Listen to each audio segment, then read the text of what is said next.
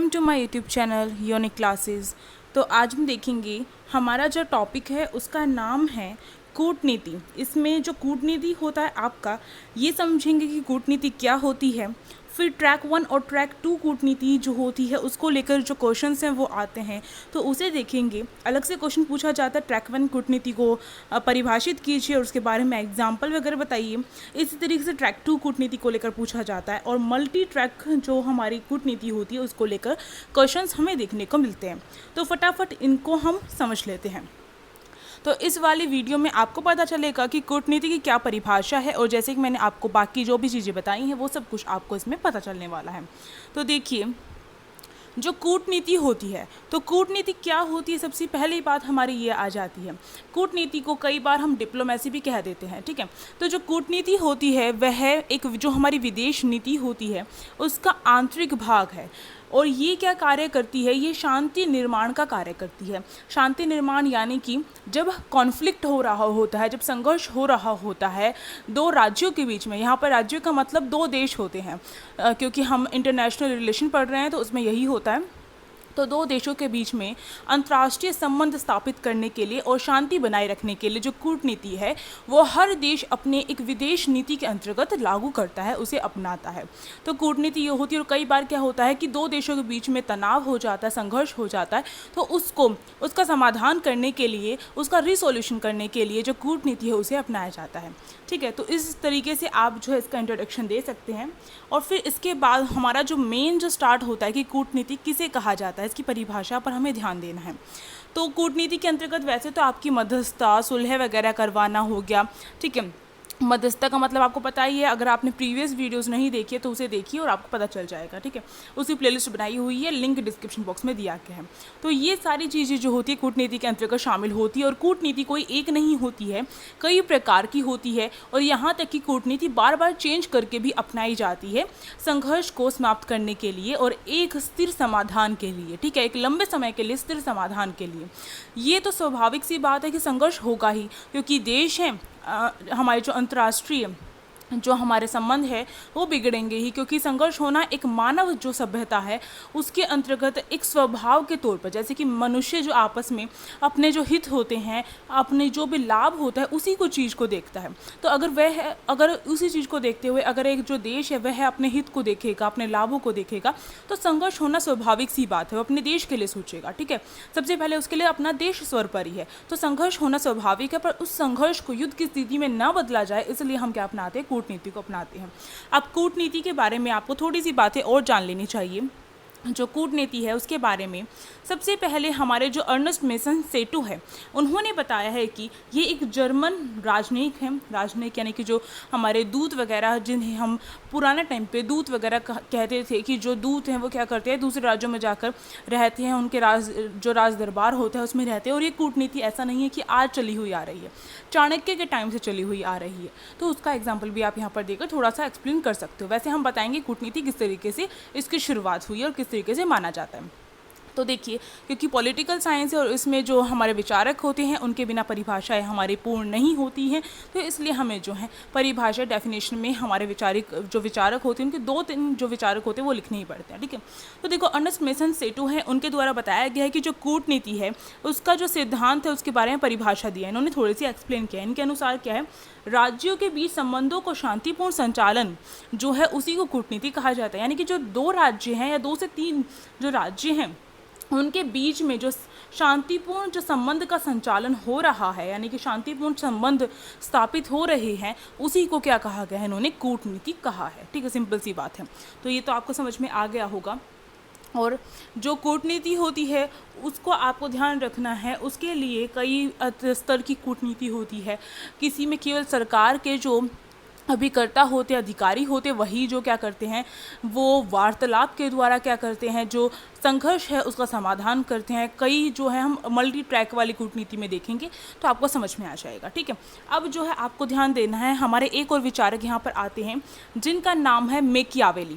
जो मैकियावेली है वो क्या बताते हैं कूटनीति के बारे में, वो बताते हैं, उन्होंने अपनी द प्रिंस नामक जो एक रचना है उसके अंतर्गत बताया है मैकियावेली ने कि जो कूटनीति है वो क्या है, छल और पाखंड को ही क्या कहा है इन्होंने, कूटनीति कहा है। यानी कि छल और पाखंड, जैसे कि चाणक्य कहते थे कि शाम दाम दंड भेद को अपनाकर हम क्या कर सकते हैं, अपना कार्य निकलवा सकते हैं। इसी प्रकार से मैकियावेली ने कहा है कि जो कूटनीति को परिभाषित करते हुए, उसकी डेफिनेशन देते हुए मैकियावेली ने कहा है कि कूटनीति क्या है, छल और पाखंड को ही कूटनीति इन्होंने बताया है। ठीक है, अब मैकियावेली की बात यहाँ पर हो गई है। मोर्गेंथोन जो है उन्होंने कहा है कूटनीति के बारे में कि कूटनीति को राज्यों और अन्य कारकों के बीच संबंध के प्रबंधन के रूप में परिभाषित किया जाता है।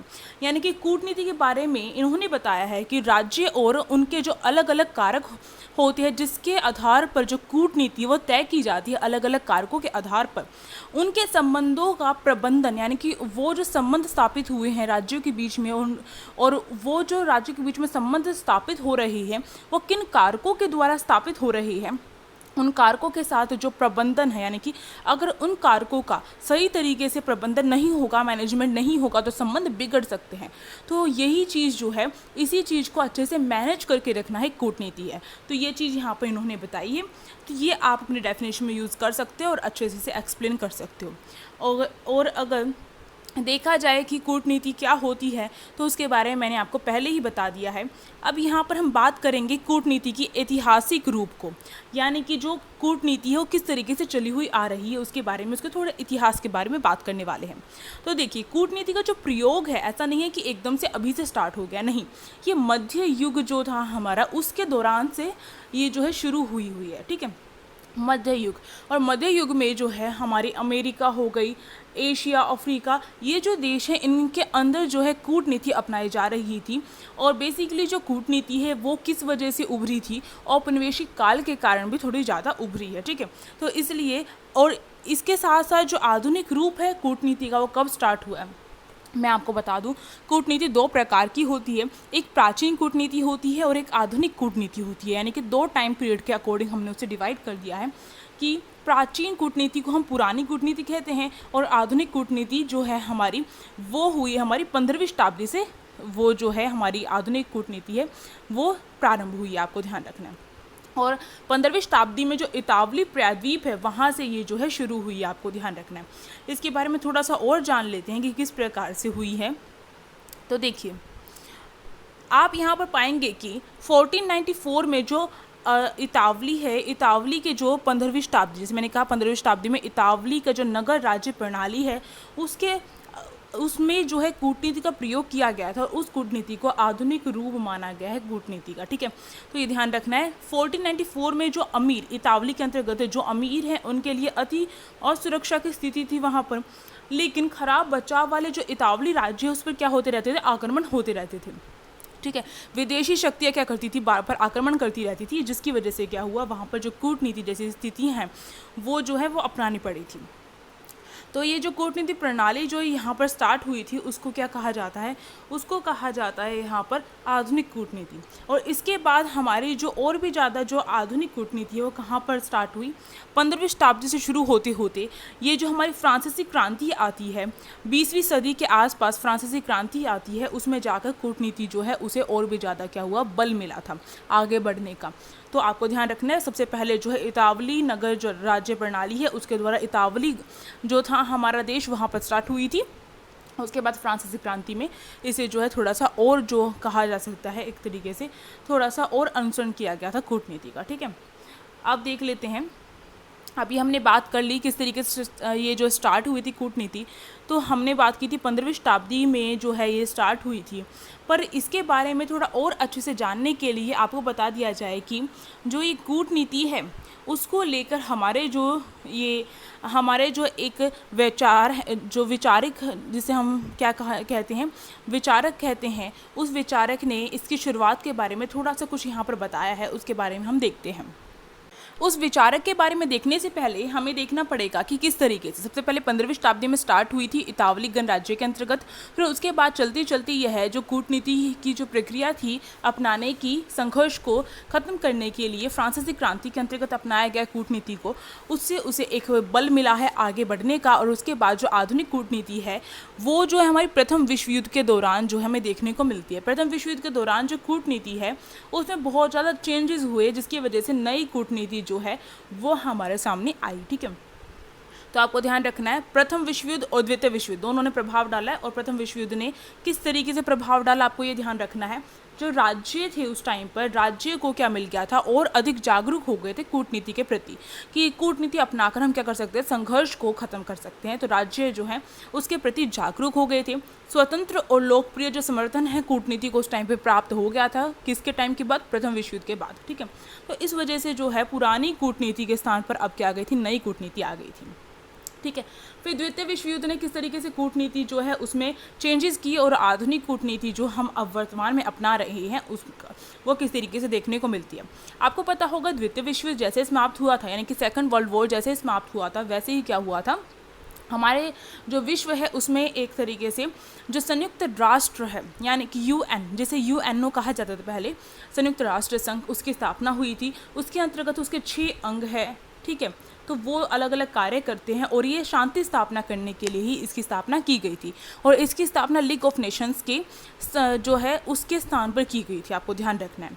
ठीक है, तो जो संयुक्त राष्ट्र संघ था, ये तो कॉमन सी बात आपको पता है संयुक्त राष्ट्र उसके बारे में। तो संयुक्त राष्ट्र का एक सुरक्षा परिषद होता है जो शांति स्थापना करने के लिए बहुत मेन अंग कहा जाता है। तो सुरक्षा परिषद महासभा भी इसका एक अंग है, और इसी तरीके से इस संयुक्त राष्ट्र के अंतर्गत कुछ बहुत सारी संस्थाएं भी आती है, जैसे कि WHO। ठीक है, और इस तरीके से आपकी काफ़ी और सारी जो संस्थाएं हैं वो भी आती है इसके अंतर्गत।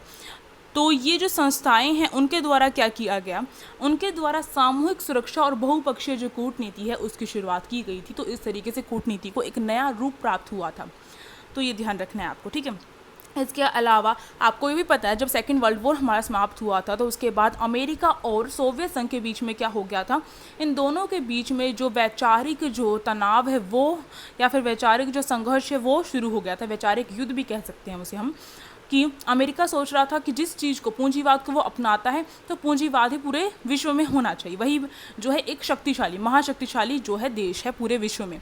और वहीं पे जो सोवियत संघ है, क्योंकि वो उसके टक्कर का देश था, कंपटीशन में था, तो वो ये मानता था कि मैं ही शक्तिशाली हूँ। ठीक है, पूरा विश्व मेरे अधीन है।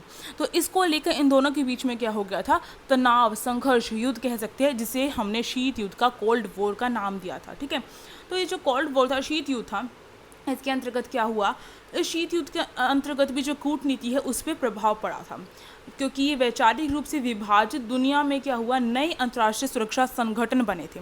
आपको पता है, क्योंकि अगर ये अमेरिका और सोवियत संघ लड़ाई फिर से करते तो तीसरा विश्व युद्ध हो जाता, पर तीसरा विश्व युद्ध क्यों नहीं हुआ, क्योंकि इन्होंने बहुत सारे समझौते किए थे। ठीक है, संगठन बनाए थे, समझौते किए थे। तो सोवियत संघ और संयुक्त राज्य अमेरिका के बीच में बहुत सारे जो हैं जो समझौते वो हुए थे। उसके साथ साथ जो खुफिया एजेंसीज वगैरह थी वो रही थी इनके बीच में, जो एक दूसरे का पता लगाती रहती थी हमेशा। ठीक है, तो इसकी वजह से कई बार ऐसा होता है कि दो देशों के बीच में अगर तनाव है तो गलत फहमियाँ फैल सकती हैं। तो इसलिए जब खुफिया एजेंसी होती हैं तो वो गलत फहमियाँ फैलने नहीं देती हैं। ठीक है, तो इसलिए यहाँ पर ये चीज़ जो है वो काम आई थी।